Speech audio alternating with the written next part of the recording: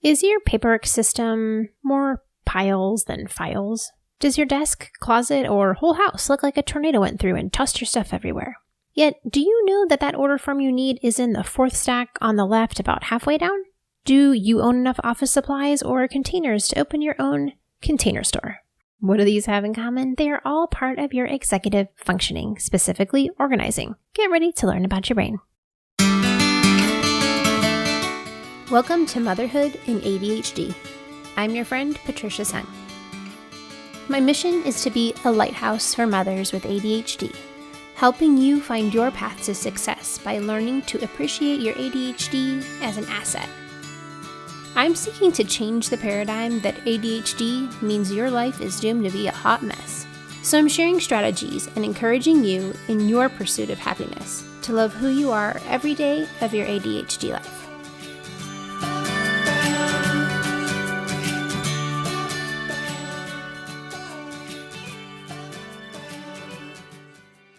Hey there, Successful Mama. It's your friend, Patricia Sung. We are talking about executive functioning, the CEO of your brain. Executive functioning is an integral part of ADHD because, well, we're not very good at it. If you're not familiar with executive function, you can listen to the first episode in the series, number 53, and that episode will give you a good overview of the whole thing because we're covering a whole variety of pieces of executive function in this series, and today we're specifically talking about organizing. The definition of organize is to arrange in a structured whole or order to coordinate the activities of a person or a group of people efficiently.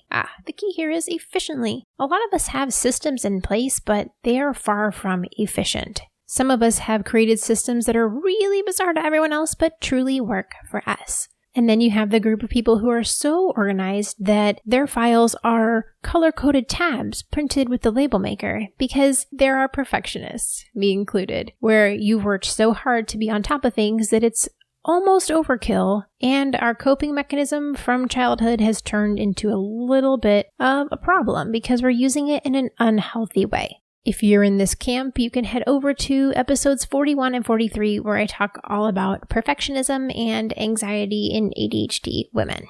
Saying that it's a shame is not even close to being strong enough words about how so many high-functioning ADHD women fly under the radar because they cover it up so well. These are the people that will hear, well, you can't possibly have ADHD. You're too together.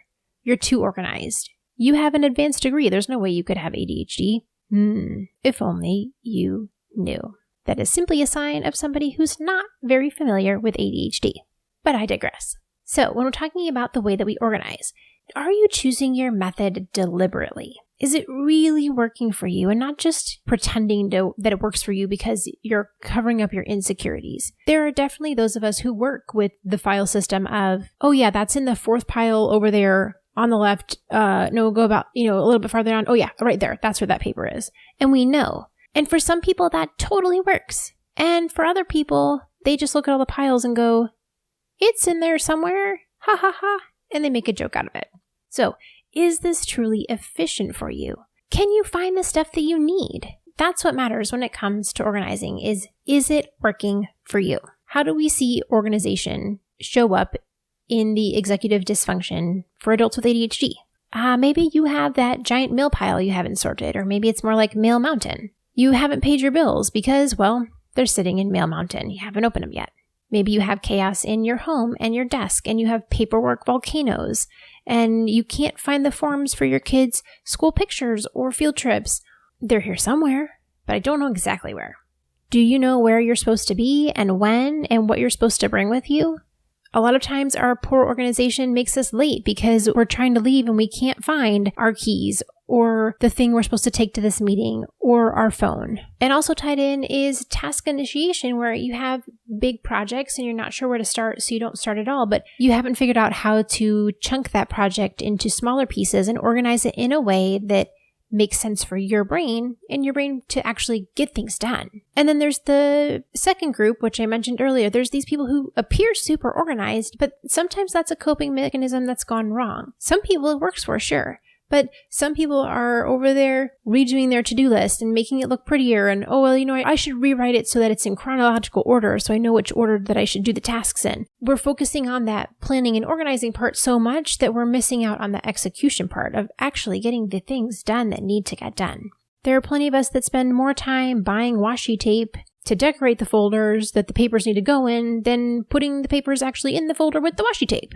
And there's another group of us that have a very strange system to most other people, but we know where it is. So there's some ADHDers who keep their toothbrush in the shower because it's easier for them to just clean everything in one place rather than have an extra step at the sink. Or there are some moms who dress their ADHD kids at night and they sleep in their clothes so that way in the morning there's less to get done. We don't have to look for clothes. It's already on their body and that step is complete and ready to go. Now that might sound crazy to a lot of people, but hey, if organizing your morning makes sense that way and it works for you, why not? Having poor organizational skills can come across to others as being immature or somebody who's a lot of talk but no action. Maybe they feel like you can't count on you or you don't care or you're disorganized or lazy. Maybe they see you as spacey or forgetful or strange. Maybe you're anal retentive and you have analysis paralysis, or you're so inflexible because it has to be done exactly your way that they get frustrated with you. This can come out in so many different ways. But on the positive note, we are really good at not getting stressed by the little things, living in the moment, not being so focused on the way that things need to, quote, be. And we often see things that others don't. Because we have a non-linear way of thinking, we can see outside the box. We can creatively solve problems. We can find an objective third-party solution because our brain isn't stuck in the situation and confined to the rules. We know how to MacGyver something and make it work. And that's something that I see in my brain a lot. I still remember when we were remodeling a rental house and we were trying to squeeze in another bathroom. The building's over 100 years old and there's not a lot of wiggle room. And the other three people, my other three partners, were looking at this and they're all neurotypicals and they couldn't figure out a way to make it work. Trying to work around the water heater and the laundry and all this. And my ADHD brain was able to just look at it for a couple minutes and kind of shift the Legos around in my head. And there, I found it. I figured exactly how we can stick another bathroom in. Now, I'm also very lucky that my mom taught me how to stay organized as a child.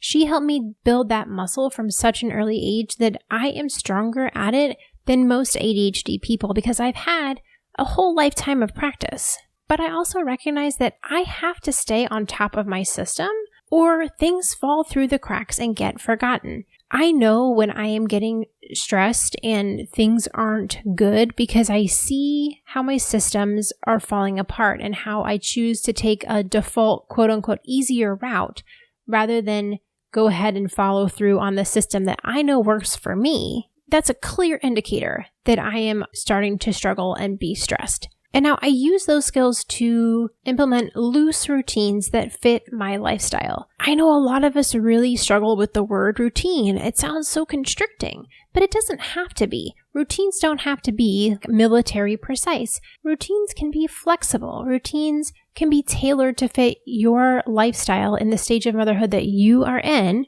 And so learning how to organize your life in a way that makes sense for you, because the word routine just means the way that you customarily do something. So you can make that look like whatever you want, as long as it works for you and your life. So this is one of my number one tips on how to make yourself more organized is to find routines and systems that work for you. So for example, most people put their fruit in the fruit drawer. But when I put fruit in the fruit drawer, it doesn't get eaten because I can't see it and I forget it's there. So in our fruit drawer, there are snacks for the kids. So yogurt, fruit smoothies, the things that they can just grab and go. And this works great for me because we don't have 15 yogurts flopping around the fridge. They're all contained in one spot. And like I tell you every time, awareness makes a huge difference. When you know where the organization is really kicking your butt, having at the back of your mind that you want to keep an eye out on that will help you become more aware. And I know it sounds weird, but over time, your awareness will grow and you'll see those patterns emerging of where organization is a struggle. And that gives you enough information to start to make changes and differences to affect those areas. Now, obviously, you can be super organized, but if you have a lot of stuff, it's harder to keep up with all of it. So I have adopted a minimalist mindset. Now, I am no minimalist expert by any means, but I've definitely gotten rid of a lot of stuff. But this is, again, something I have to work on repeatedly. I don't just magically read the book and then execute forever like that. That's not how it goes. I have to remind myself frequently of why I'm doing what I'm doing, why am I getting rid of things, and then repeating that process, because things are always coming into our house, especially with kids. And it's hard to say, no, we don't need that, and throw it in the trash or the recycle or gift it. But I really, really enjoyed Marie Kondo's method. And I know there's a lot of jokes about it, whatever, but it had made a huge difference in my life of having less things and understanding that I'm making space to enjoy the things that I actually love and really want, and they're not piled up in a drawer not getting used, or on a shelf with 32 other things, and I don't even see the thing that I truly love and enjoy. So this has made a huge, huge difference for me, and I highly recommend finding the person whose voice speaks to you and figuring out how to get rid of stuff you don't really need or enjoy. Next up is we have to ask for help. We don't have to be superhuman and do all of it by ourselves. So get the family involved. Give everyone in the family responsibility for keeping up with the house. And ask for help for you. If you don't know how to organize, find someone who can teach you. I also recommend digital filing. Using something like Evernote to keep track of things is so much better than having paperwork everywhere. Plus, it's searchable, so you can just type in the search box TV manual, and you'll be able to pop up your TV manual. So for me, I don't keep the paper manuals anymore. I take pictures of the front, and I take a picture of any important pages in there that I might need, and then I get rid of it, because realistically, you can Google just about everything. So as long as I have the front cover page, then I know which model it is and the pertinent information, and I can find it online. I don't need a giant drawer full of manuals. I literally put everything in Evernote. I keep all of my notes in there because I know I can go to one place and find my brain instead of trying to keep it all in my head. Another way that I like to stay organized is keeping the one thing mentality. I really liked Gary Keller's book called The One Thing, and I've thought about doing a book review on it because I thought it was super helpful for people with ADHD. The whole premise is just to know you can only do one thing. You can't do 15 things at one time. You can do one thing. So pick the one thing that matters. So if you're looking at your house as a total disaster and it's feeling super overwhelming and you don't know where to start, pick one thing. What's the one thing that would make the biggest difference for you? Is clearing off the kitchen table going to make a big difference for you and your family to be able to sit down and eat together? Then that's your one thing. And just focus on getting that one thing done. And then when you're finished with that task, then you can look at the other things. Because when we look at the whole picture of our house being disorganized disaster, it feels like too much. So just pick one thing. That's it. That will help you stay organized, or at least feel like it's not quite as overwhelming. Just set the other 472 things on your to-do list aside and pick the one that really matters right now. And like I always mention, cognitive behavioral therapy is a huge help for anyone, but especially those of us with ADHD, to overcome negative pasts or issues that you're holding on to and roadblocks that you can't get past. Highly recommend that. And of course, I'm going to tell you to join me for the Peaceful Mama Morning Challenge. If you are feeling disorganized, I'm here to help, of course. And I wrote the Disorganized Mom's Guide to a Peaceful Morning. Y'all, I'm so excited about this. I'm so excited to get it into your hands and get us moving forward. And I want you to have a peaceful morning to feel confident and calm and not be running around like a nutcase in the morning. And part of that is being organized. So we're going to talk about that. It's 5 short videos, and we'll do 5 simple steps to make our mornings more peaceful. And I want you in there. I want you to be in there with me, making a difference and feeling better about your mornings. So go over to my website. The link will be in the show notes. It's patriciasung.com/peaceful-morning. And we are kicking off in October. So as we continue on with our executive functioning over the next few weeks, let me remind you that knowledge is power, and the more we know about our ADHD brains, then the better we can use our strengths for good and bumper pad our weaknesses so we get whacked in the head a few less times because we don't want to change who we are, but we can find ways to feel confident in how we run our lives with purpose and feel like we are being great moms. So, Successful Mama, hugs to you. Have an amazing week, and we will talk again soon.